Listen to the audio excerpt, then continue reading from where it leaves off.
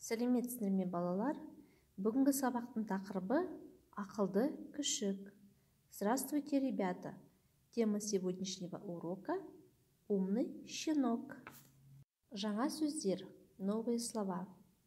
Күшік, щенок. Қарғыбау, поводок. Құлақ, ухо. Мойын, шея. Құйрық, хвост. Тағы да бір қайталап шығайық. Повторим еще раз. Күшік, щенок. Қарғыбау, поводок. Құлақ, ухо. Мойын, шея. Құйрық, хвост. Жалғауларды қайталау. Повторим окончание. Менің күшігім. Сенің күшігің. Оның күшігі. Тыңда, қайтала, оқы. Слушай, повторяй, читай. Әлібектің күшігі бар. У Алибека есть щенок. Оның аты Ақтөс. Его звать Ақтөс. Күшік ақылды. Щенок умненький. Ақтөстің құлағы, құйрығы қара. У Ақтөс ухо и хвост черный. Күшіктің қарғыбауы бар. У него есть поводок. Қарғыбауы әдемі, поводок красивый. Ол Әлібекпен ойнайды. Он играется с Алибек. Олар дос, они друзья. Бірінші тапсырма, сұраққа жауап бер.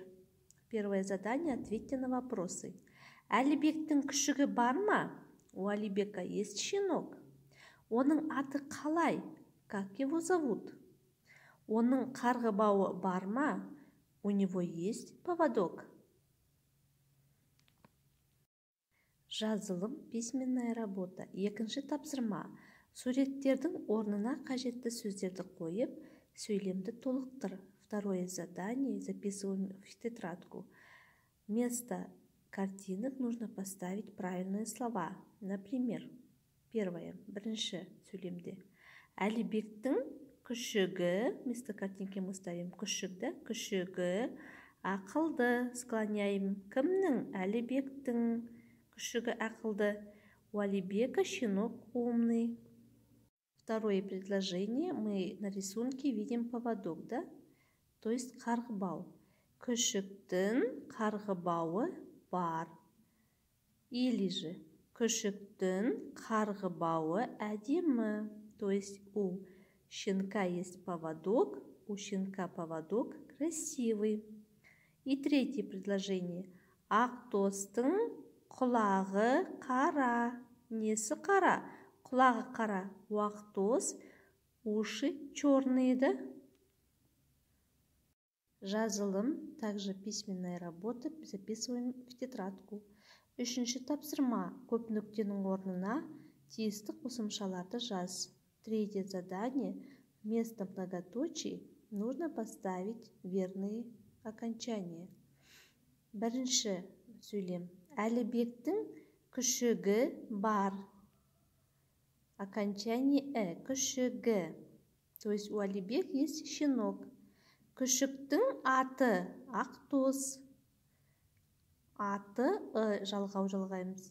То есть зовут его Ақтөс. Ол Әлібекпен ойнайды. Д қосымшасын жалғаймыз.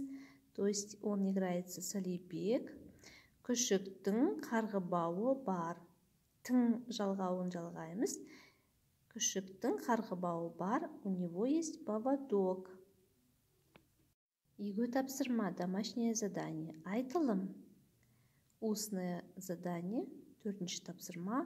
Өз күшігің туралы айт. То есть расскажи о своем щенке, если есть. Сенің күшігің бар ма? Если у тебя щенок, оның аты қалай? Если есть, как его зовут? Оның көзі, құлағы, құйрығы қандай? То есть какого цвета у него глаза, ухо и хвост? Сен күшіктің жақсы көресің бе?